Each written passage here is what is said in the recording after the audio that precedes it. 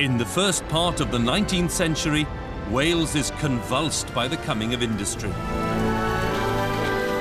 New technology transforms a land that has hardly changed for centuries. And then in the 1840s, things really get going. Railways arrive, and with them comes the modern age.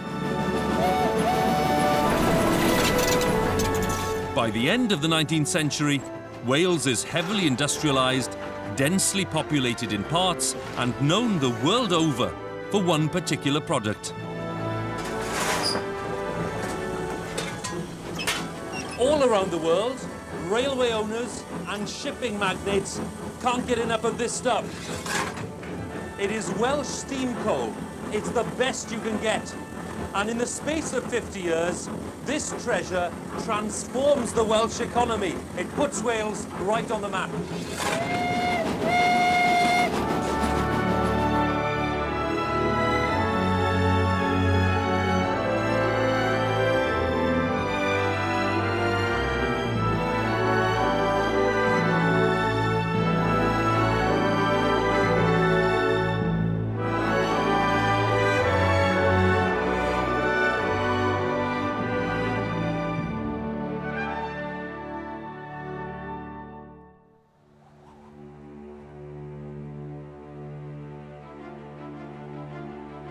In this chapter of the story of Wales, the country goes through its most dynamic period ever. One Welsh product brings Wales global fame. The world was turning on South Wales steam coal at that time. What was being done here was truly important. And another Welsh product, slate, creates even more wealth. The sudden prosperity turns uninhabited valleys into bustling communities, changing Wales forever. It feels like a new dawn, but storm clouds will gather before the day is through.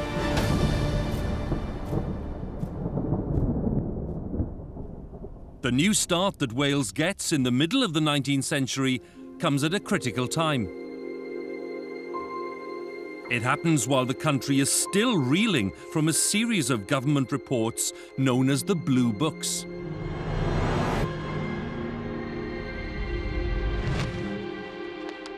They are notoriously insulting documents, the products of a public inquiry into Welsh education that's bungled by those in charge. The Englishmen chosen to conduct this inquiry are pretty clueless, really. They have no knowledge of Wales, they have no respect for Welsh culture. They rely for advice on Anglican clergymen, hardly an impartial source. And the Welsh who emerge from these blue books are ignorant peasants. They have lax morals. They speak a useless language. It's an all-out attack, and the impact is immense. Being written off as gormless yokels and sinners to boot horrifies the Welsh. They want to shake off the image, and they do. By the end of the 19th century, they're seen as honest, hard-working people, thanks in part to the coal boom. Surprisingly, perhaps, the spark that ignites the boom is struck not in Wales itself, but in London. In the late 1840s, scientists working for the Admiralty carry out a series of tests on coal samples from all over Britain. They want to find out which region's coal is best suited to powering the steam-driven ships of Her Majesty's Navy. After months of work, they come to a firm conclusion.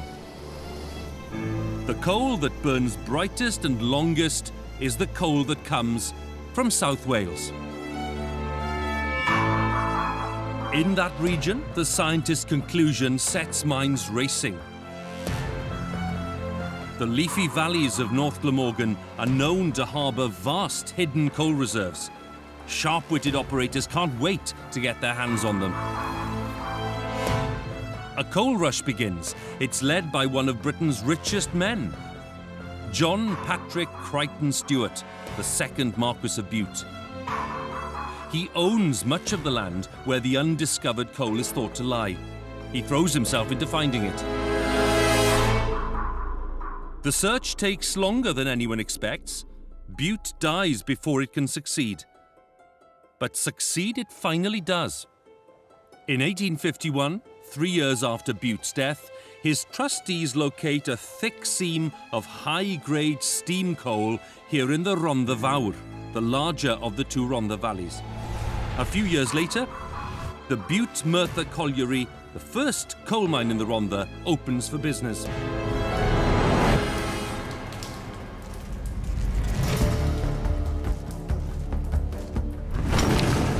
The miners who come to work in the new pit churn out vast quantities of coal right from the start. When others get wind of the profits being made, they too start looking for black gold. A hard-nosed businessman from mid-Wales, David Davies of Llandinam, leads the way. He's grown rich by building railway lines, but the Butte family's success persuades him to switch to coal. He rents some land in the Rhondda Fawr and starts searching for a workable seam. His men dig and dig, but 15 months go by with no sign of success. The financial strain is appalling, even for a rich man like him. The pressure's on, and he cracks. Davis can't avoid the truth any longer. He's run out of money. He'd like to go on digging, but he can't. So he gathers his men together and basically pays them the wages that he owes them and appeals for a final chance. He digs his hand into his pocket, takes out a single half-crown coin, about 50 pence today, and says, "There you are, that's all I've got." And someone in the crowd shouts, "We'll have that as well." So he throws the coin into the crowd, and it is that gesture, that impulse, which impresses the men. And they agree to go on working for another 7 days without pay. And on the 7th day, on this piece of land in Tonpentre, they find a massive seam of the best quality steam coal. Everything changes. Davis gets his first coal mine up and running in no time, and then he opens more. Others get lucky too, and the South Wales coalfield starts to expand. It grows steadily over the next 30 years until it embraces a vast swathe of South Wales. The two Rhondda valleys are joined by 14 others, Carmarthenshire, Monmouthshire and Glamorgan. The lure of steady work makes people flock to these areas from other parts of Wales. In no time at all, their appearance is transformed. Terraced houses and non-conformist chapels spring up where bare hillsides were before. The valleys take on the crammed and bustling look that will define South Wales for decades to come.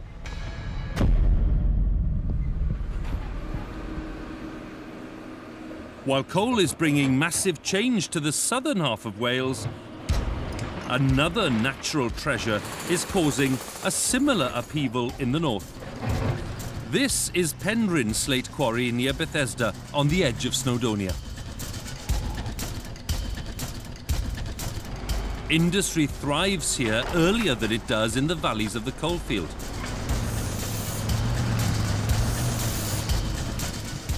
This amazing painting of the quarry dates from the 1830s. Ant-like quarrymen swarm over huge terraces carved out of solid rock to get at the precious slate buried in the ground. Some of the techniques quarrymen used at that time are still in use today. But there are big differences between then and now. These days, the work quarrymen do is well supervised and properly paid. In the 19th century, neither of those things is true. Quarrymen then risk life and limb to drag the slate out of the ground and are given a pittance as a reward. Those who own the quarries, on the other hand, do rather better. If you want to get a sense of just how lucrative quarry ownership could be, all you have to do is visit Penrhyn Castle near Bangor.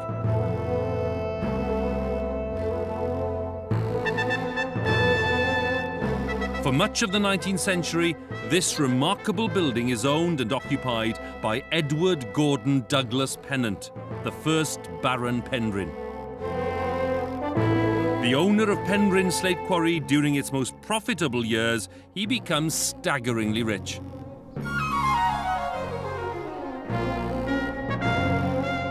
You can tell the extent of his wealth simply by looking at this reconstructed table setting. Few people in the long history of Wales can ever have dined in greater luxury than this.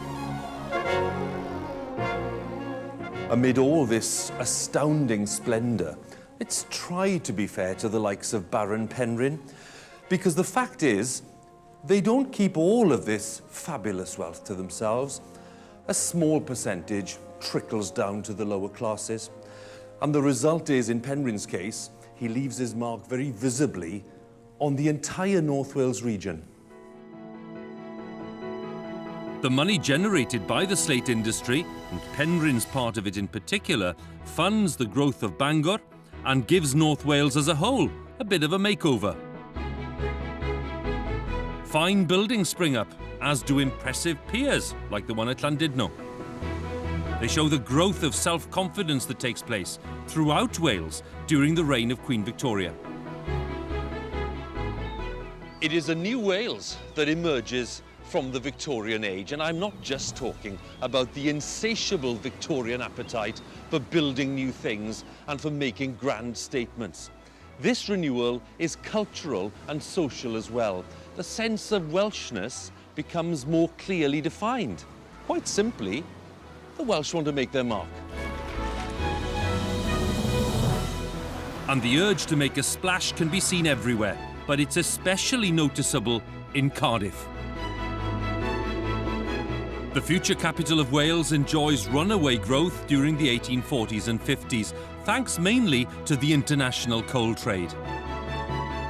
Cardiff is the nearest deep-water port to the coal valleys of North Glamorgan. It grows rich by shipping the output all over the world, and it secures the future at the end of the 1850s by opening a new dock.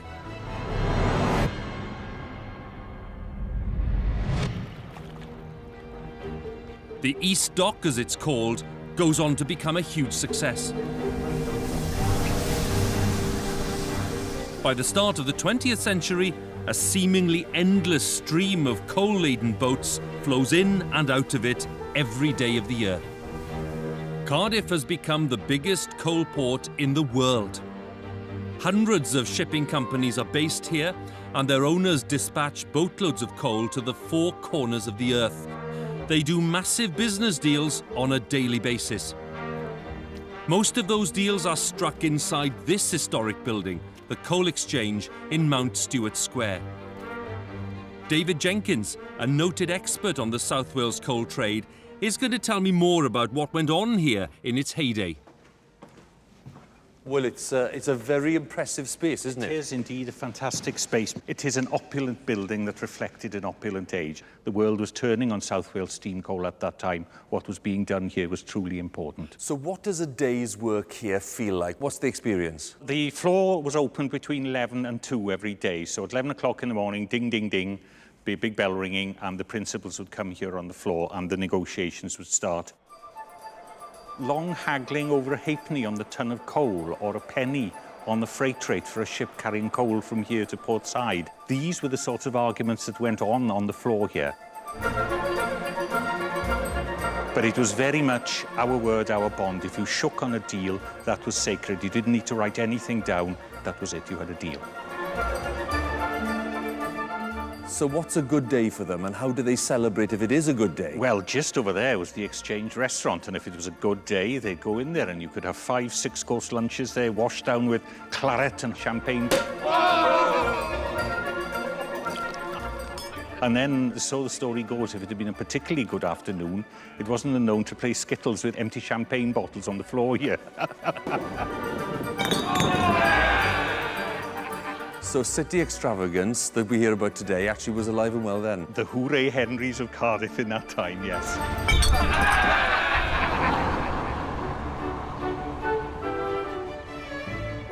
The wealth that flows through the coal exchange alters the face of Cardiff. Grand buildings like this spring up on the back of the city's success. And coal money also brings a new lease of life to a certain local landmark.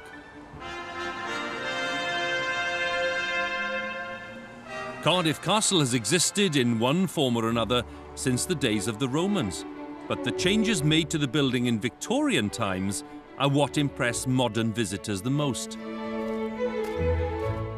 The changes are carried out on the orders of the third Marquis of Bute, the son of the man who struck coal in the Rhondda Valley.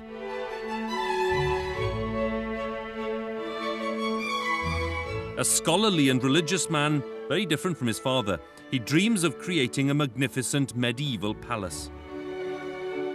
And with the aid of a brilliant architect called William Burgess, he does just that.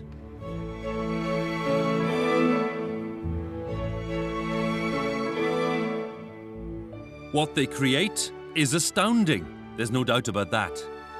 But I'm rather more impressed by the remarkable achievements chalked up by nameless men and women all over Wales around the same time.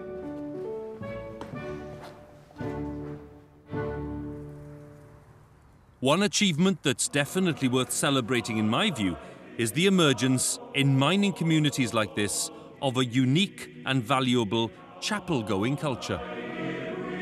It comes into existence because most of the people who moved to South Wales in the middle of the 19th century to work in these mines have a shared cultural heritage. Now, many of these immigrants have come in from West and North and Mid Wales. They brought with them their culture. It's a Welsh language culture. It's non-conformist. And one of the first institutions that they build in their new communities as a way of adapting to an alien environment are their chapels. Within those chapels, there is singing, because there was a tradition of robust, non-conformist singing in rural Wales, and they bring that with them. Could you do that with bass and top tennis? Choral singing becomes the crowning achievement of South Wales's non-conformist culture. In places like Treorchy, the home of this world-famous choir, people produce a sound that the wider world has never heard before. There was a distinctive style of Welsh singing, which was dramatic, which was emotionally intense, which was literally articulate. It has partly to do with the pronunciation of words, of letters. Whether you sing in Welsh or in English, you elongate your vowels, you emphasize your consonants. And all this led to kind of the fervor of the singing, which involved not only the choristers, but also those listening to them.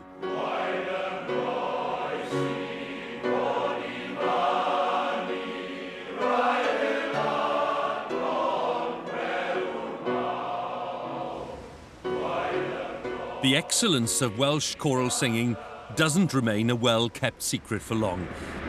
It comes to the attention of the outside world fairly early on thanks to a pioneering choir master from Aberdare who goes by the name of Caradog.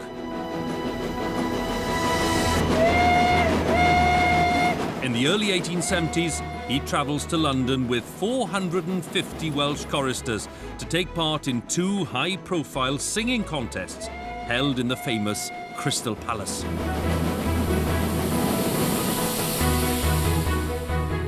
When the Welsh singers take to the stage during their first appearance at the venue, they have a dramatic effect on the orchestra members who accompany them.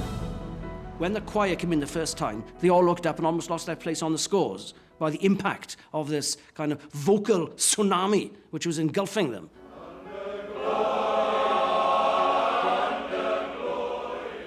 English audiences and musical correspondents hadn't quite heard that kind of sound before.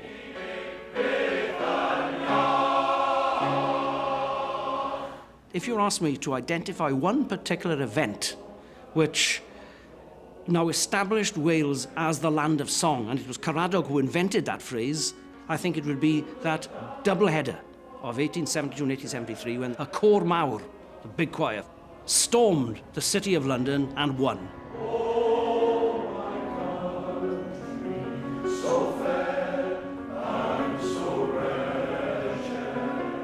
Welsh choirs often specialise in classical composers such as Handel and Verdi, but they often start or end their recitals with a certain patriotic song.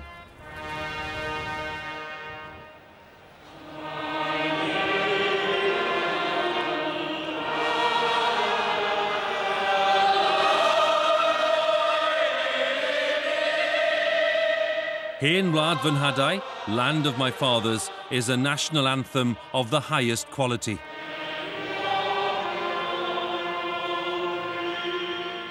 Many people assume it's a traditional folk song. It's not actually true. It's composed in the 1850s in Pontypridd.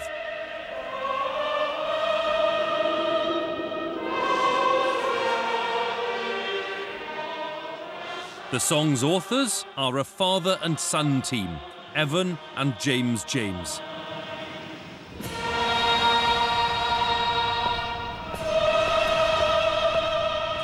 A grand memorial to them stands today in Pontypridd's municipal park.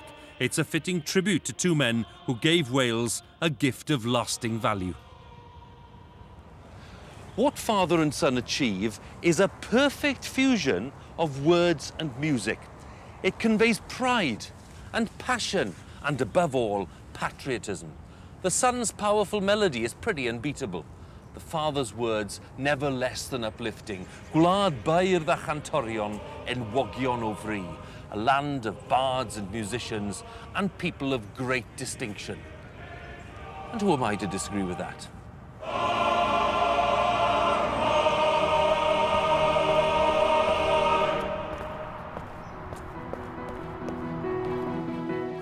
While the great song of the Jameses is securing its place in the affections of the Welsh people, the town they live in goes through rapid change. The coming of the railways and the growth of the coalfield transformed Pontypridd from a quiet market town into a thrusting Welsh-speaking community buzzing with ideas. The town's inhabitants want to improve themselves and the world, and they aren't the only ones who set themselves this goal. The Welsh people as a whole display a strong appetite for social improvement throughout the Victorian era. It gives rise to some exciting developments. One of them takes place here in Aberystwyth in the early 1870s. The place locals call Aber is something of a backwater at this time, but that changes forever when a new educational establishment opens its doors. Housed in this rather exotic building, the institution is called University College Wales. It's the fulfilment of a very old dream.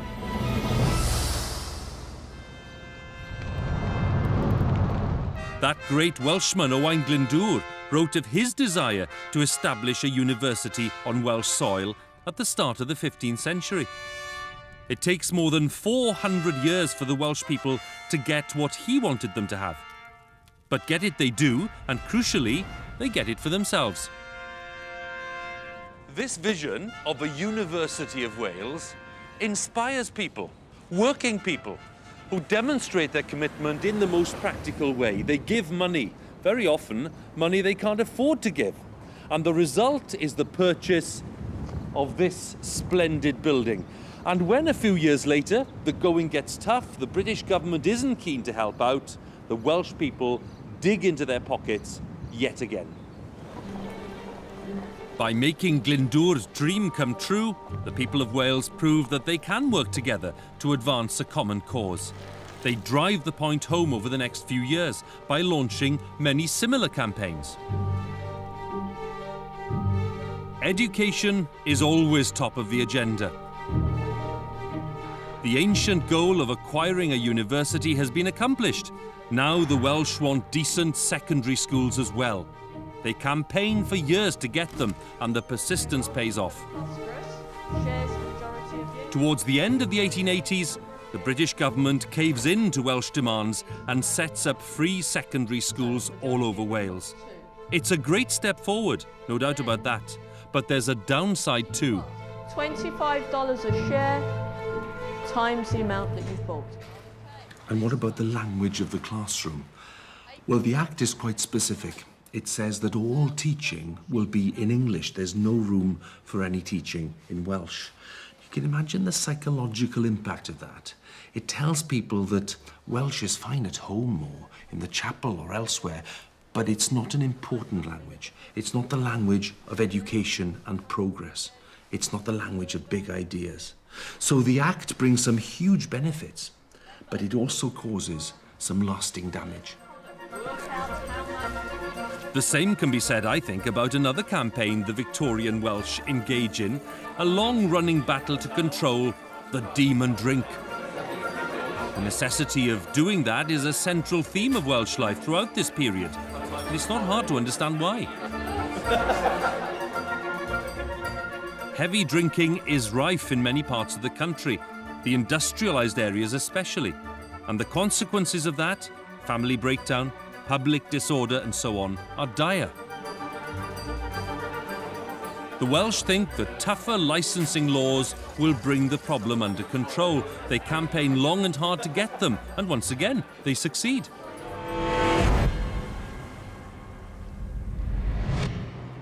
In the early 1880s, Parliament passes a law that forces Welsh publicans to shut their doors on the holiest day of the week. The Sunday Closing Wales Act is hailed as a great triumph, but it's not as beneficial as it seems. It fails to rid Wales of drunken behaviour and saddles the country with a bit of a killjoy image that becomes a big embarrassment later on.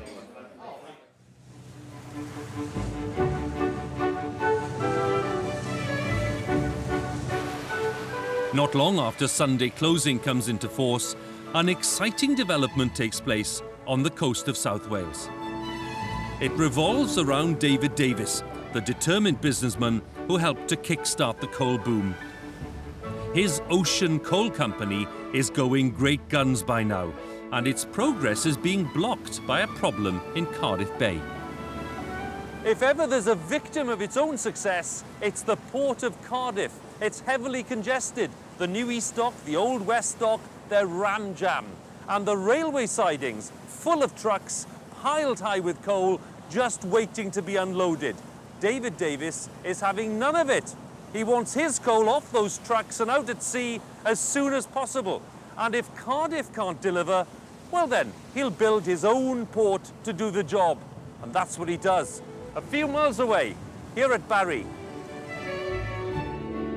When Davis identifies it as the ideal place to build a new dock, Barry is a small village with a few hundred inhabitants. But that changes forever the year his dock opens for business.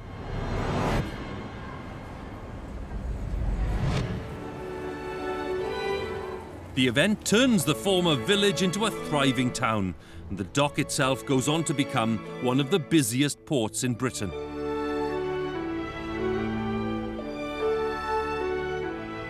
Small wonder that an imposing statue of David Davis stands today outside the town's dock offices. He is, in a very real sense, the man who built Barry.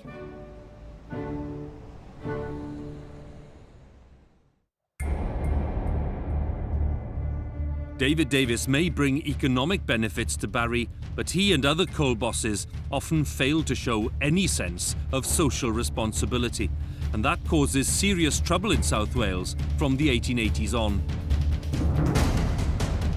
Widespread discontent springs up at that time among the region's miners.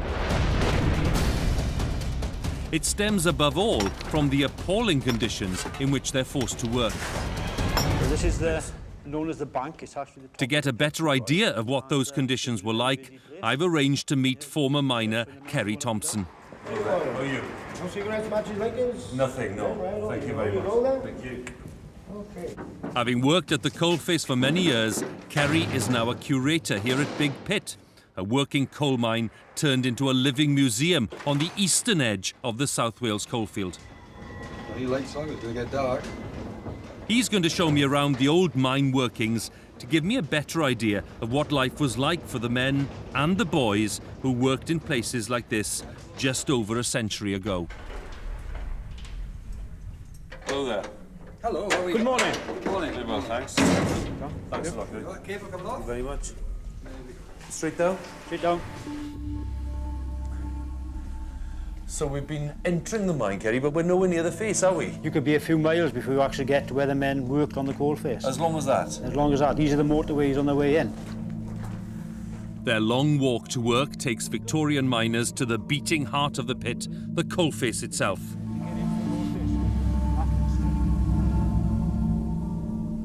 So round here, Kerry, is where the business happens. This is the main part of the pit. This is where it all happens. This is called a store. There's probably hundreds of these in the pits in South Wales. So this is kind of a work area for one miner? How many miners? Well, usually a miner and a boy. Now, the boy could be his son, it could be his nephew, it could be a complete stranger. And what's the boy doing? The boy is actually loading the dram up.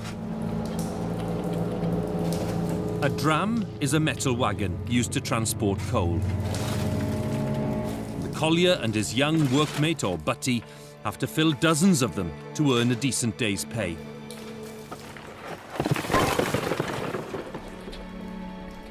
This is called a curling box. The young boy, could be 12, 14 years old. He would fill the large lump, which the collier has cut, put it into the curling box, and then drag it or carry it back up the stall road. So he's doing that dozens and dozens and dozens of times a day. And it's heavy. And it's heavy, and he's a little boy. You know, It does make you think. it does make you think. And I've heard people saying that they couldn't even reach over the top of the dram. They were so short, they had to put a block in to stand up so they could actually get over the lid of the dram. So it's incredibly hard work. It is incredibly hard work. But hard work isn't the half of it. All the time he's underground, the average miner is exposed to life-threatening hazards.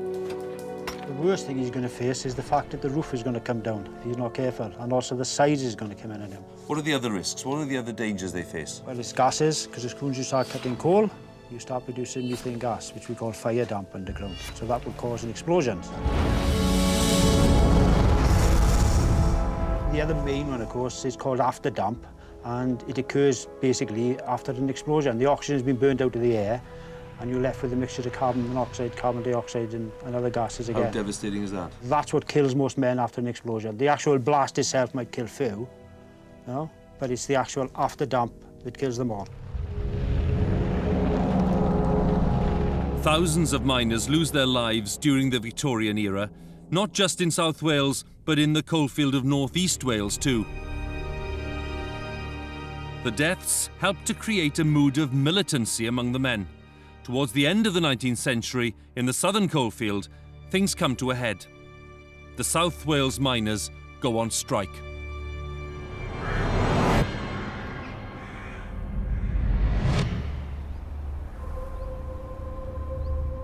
The strike turns into a lockout. It lasts 6 months and ends badly from the miners' point of view. They react by forming a new trade union, the South Wales Miners' Federation, commonly known as the Fed. For the next 50 years, the Fed will play a prominent role in Welsh life, giving leadership and support to people in the coalfield. And it'll still be fondly remembered long after it's swallowed up by the National Union of Mine Workers in 1945.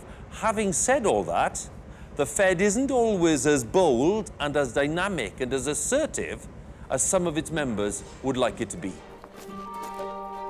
The union's leaders are afraid of seeming too radical, and miners' working conditions fail to improve as a result. The frustration builds up, and it will explode into violence later on. Well before that happens, major industrial unrest breaks out in what might seem at first like a very unlikely setting.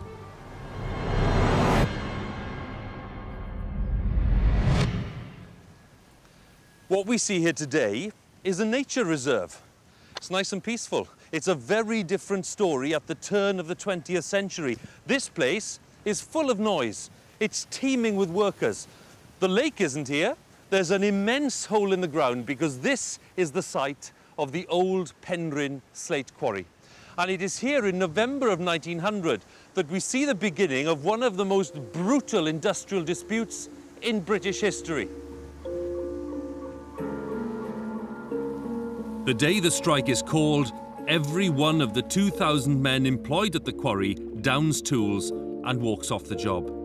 They don't realise it, but they've been tricked into doing this by their employer. the second Baron Penrhyn. The Baron is a man who hates trade unions, and he's goaded his men into going on strike because he thinks that will benefit him. He expects the strike to collapse within a few weeks, ridding the quarry of union interference, as he calls it. But it's not what happens.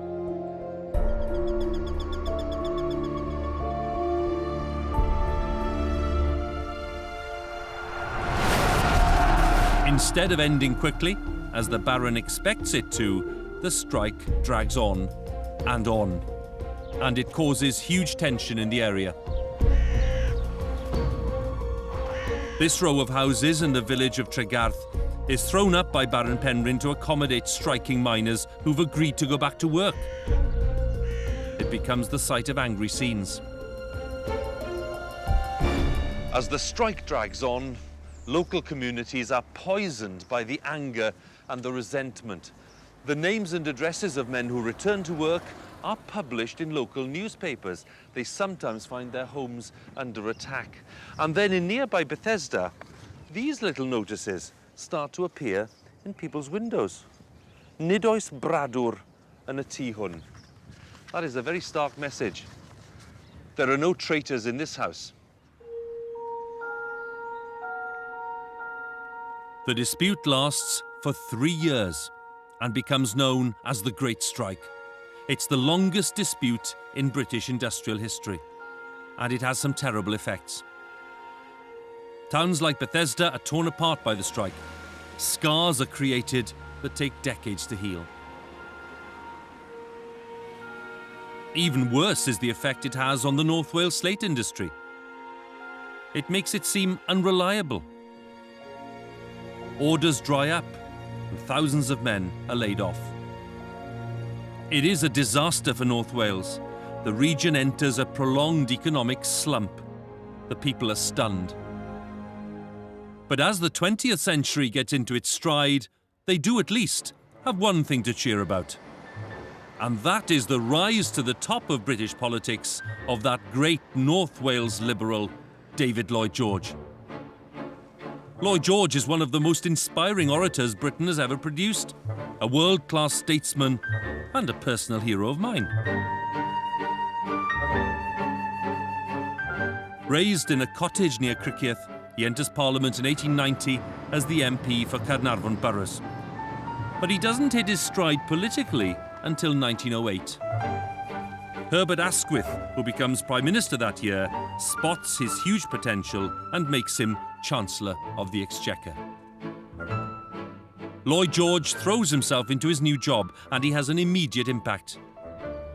It takes Lloyd George just 12 months to come up with one of the biggest reform programmes ever seen here at Westminster. It's called the People's Budget. It's a raft of policies to help the poor, paid for by the rich landowners who control the House of Lords.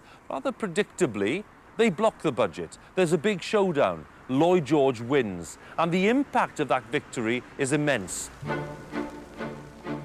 For the first time, Britain has an old age pension, national insurance, and much else besides. It's the start of the welfare state. The reforms make Lloyd George a hero to people all over Wales and strengthen the hold which the Liberal Party enjoys over the hearts and minds of Welsh voters. The party is dominant here in the South Wales valleys as it is everywhere else.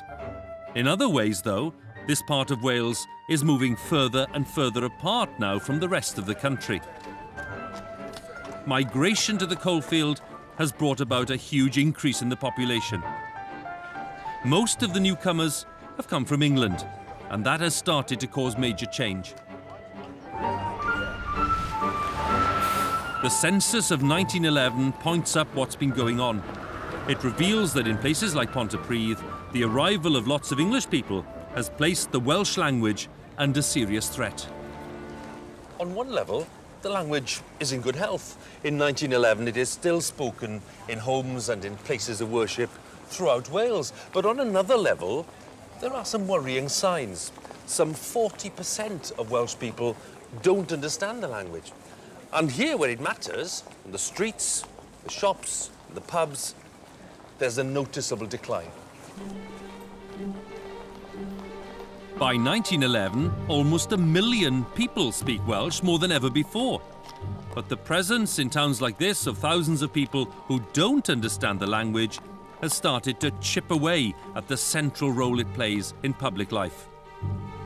This will cause great concern in Wales later on, but it doesn't create much anxiety at this time in the coalfield itself. Valley's people are swept along by the headlong rush of events, and many of them are thrilled to be part of the new society that's springing into life all around them. A lively bilingual community is emerging, with new pastimes and new heroes as well. Preachers and choir masters are still respected, but so too are popular entertainers of all kinds. In Treorchy's Park and Dare Theatre, you can summon up the ghosts of some of the characters the people of the coalfield worship during the Edwardian era. Here, for instance, comes the great South Wales boxer Freddie Welsh, soon to become the lightweight champion of the world. And here's Dai Tarw Jones, a key member of the heroic rugby union side that beats the All Blacks in Cardiff Arms Park in 1905. Rugby, boxing and soccer are hugely popular in the coalfield, as they are in the rest of Wales. But other forms of entertainment are well liked too. Throughout the Edwardian era, Valley's people lap up the work of opera singers and comedians. 3 Englishmen walk into a bar. And brass band musicians, not to mention lots of others. They're all part of the rich cultural mix that exists in South Wales in the run-up to the First World War.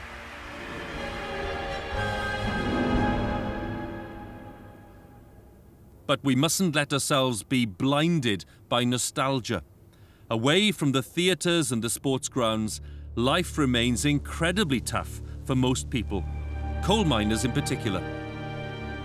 Welsh coal is still popular worldwide, but conditions down the mines remain as dreadful as ever, and pay rates never seem to rise. The anger this creates has to be released somehow. It explodes finally in the form of civil unrest.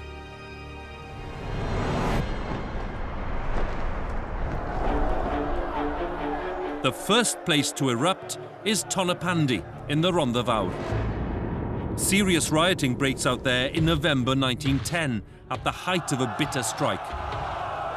Hundreds of people are injured and 1 man dies. Police and soldiers pour into the town on the orders of the Home Secretary, Winston Churchill. Calm returns to South Wales as a result, but only for a while.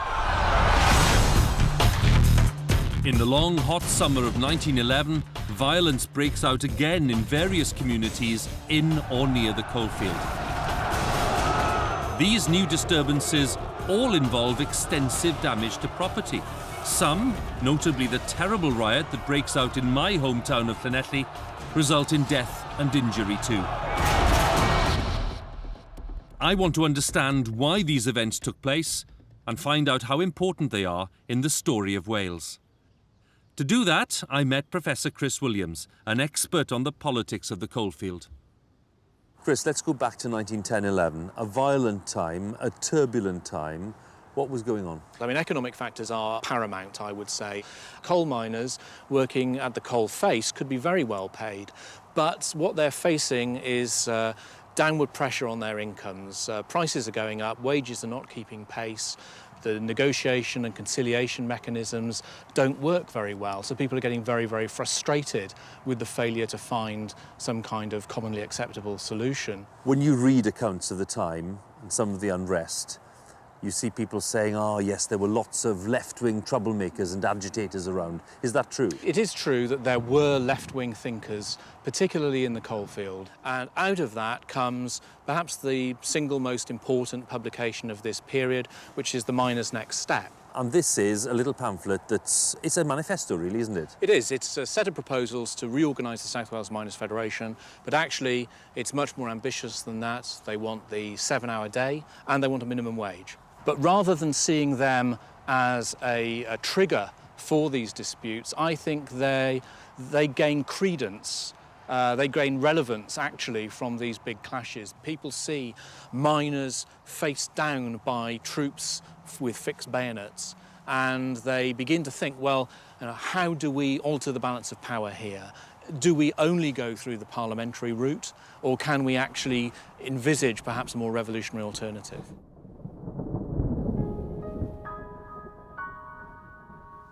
Not long after the events of 1910 and 11, something happens to convince many more people that a revolution might indeed be called for.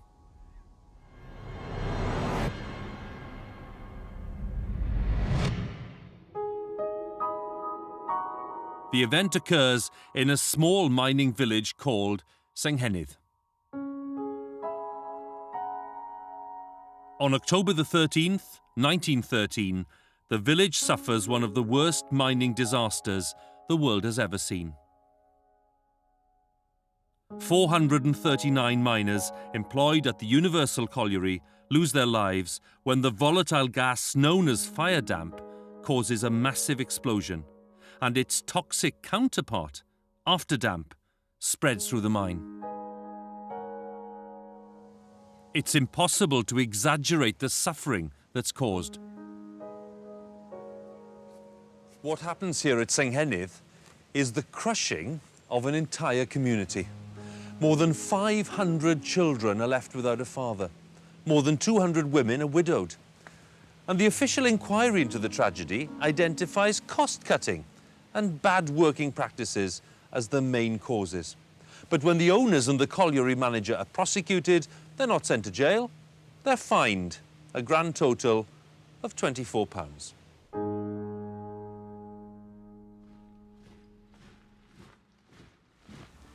The year after the Senghenydd disaster, the Great War, the First World War as it comes to be known, breaks out in Europe.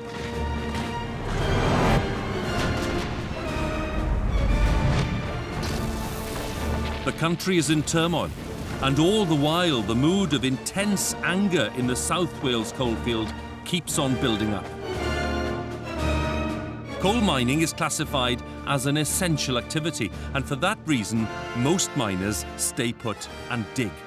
They make a vital contribution to the war effort, but in their eyes at least, they're not being properly paid. The year after war breaks out, convinced that they could and should be getting a much better deal, the men lose patience and go on strike. It's a deeply controversial move. It brings them into conflict with the most powerful people in the land. The strike, as far as the cabinet is concerned, is indefensible in wartime, and they demand an end to it. The leader of the South Wales Miners' Union offers to come to London to discuss the crisis, but his men won't hear of it. One of them says, "You've been to that city of Philistines once too often. Why not let them come to South Wales?" So, the cabinet deploys its biggest weapon. And who should hop onto the next train to Cardiff but David Lloyd George?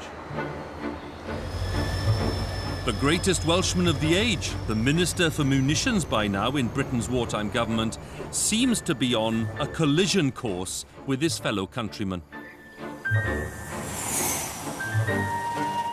Those who know him well expect a pitched battle. But not for the first time. Lloyd George takes everyone by surprise. When he meets the miners inside the building that they've chosen as the location for the talks, Lloyd George isn't confrontational at all. He sits at the table with the men, listens to their concerns, and agrees to most of their demands. And before leaving for London, he tells them that the agreement they've reached in this room will be implemented throughout the coalfield. The problem is, that doesn't happen. Resentment at Lloyd George's failure in this instance persists in many coalfield communities. But there is pride in his other achievements, and it's not hard to work out why.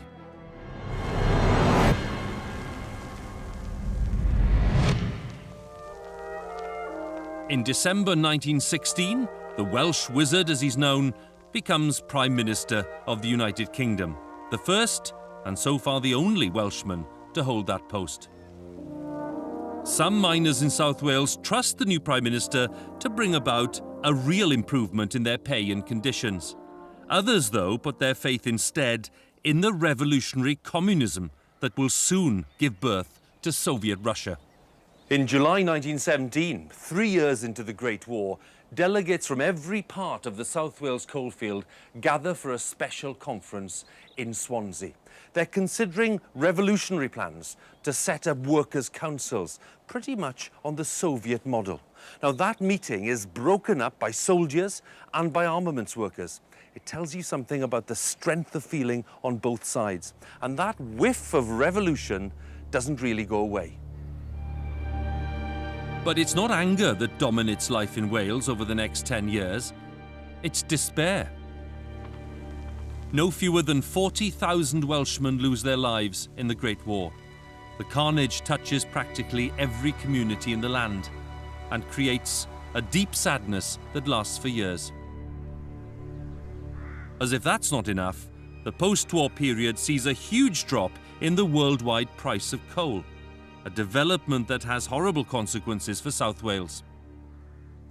Pit closures, wage cuts and compulsory redundancies come thick and fast. And then things get really tough. In the spring of 1926, following another collapse in the price of coal and more job losses, the mine owners decide to take some rather brutal action.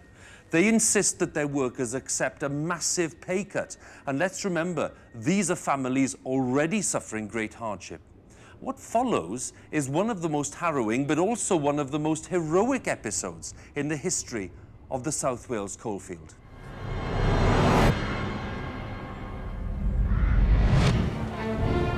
The miners reject the employers' demands, and workers all over the UK show their support by joining them on strike.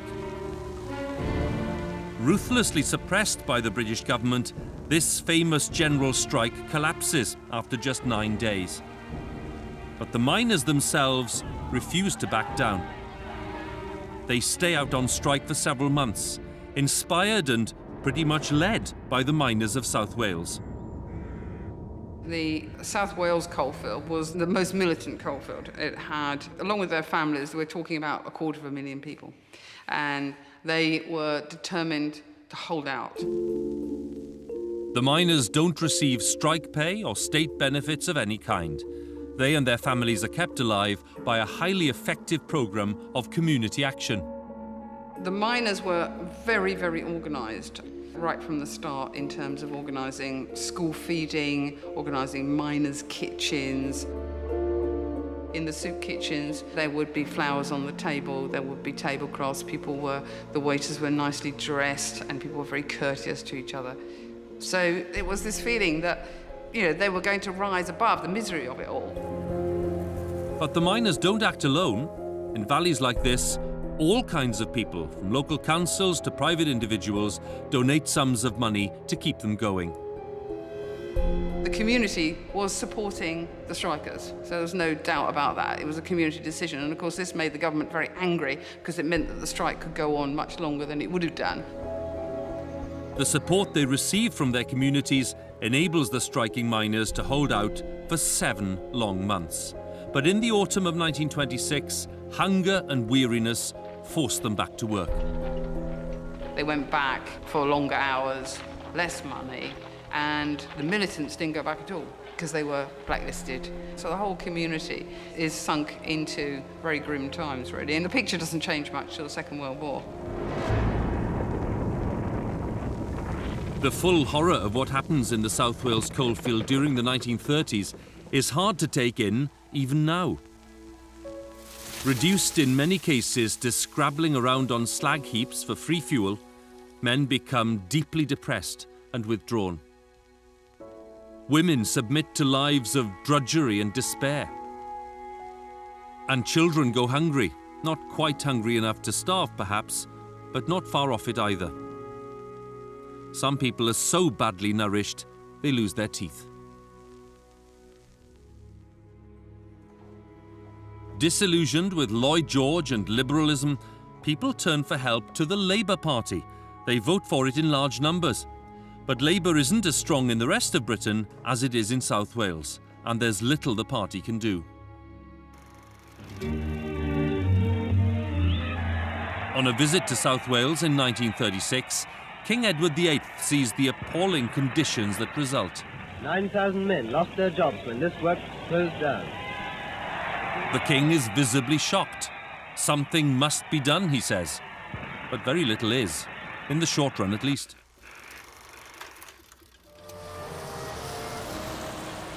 As a result, many people give up hope. They gather up their belongings and board a bus or train bound for London or Liverpool, or anywhere, in fact, where a brighter future might just lie. In just 7 turbulent years, 250,000 people leave Wales to live elsewhere, mostly in England. It tells you just how bad things are in this country at that time. The 30s are a troubled decade. But it's not all bad news. People in North and West Wales suffer dreadfully too, especially those who live in the coal mining areas of the northeast. But there are a few bright spots in the gloom.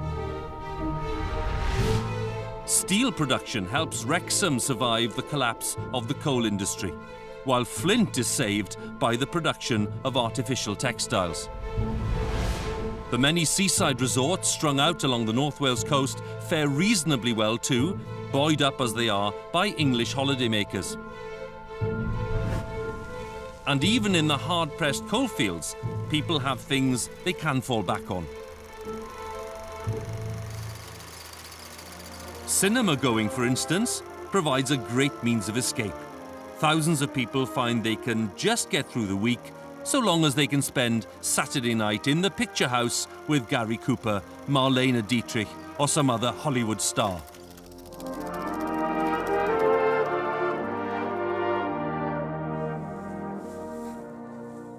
By such means, people survive. But when the 1930s draw to a close, it's clear to many in Wales that they've come to the end of a long road.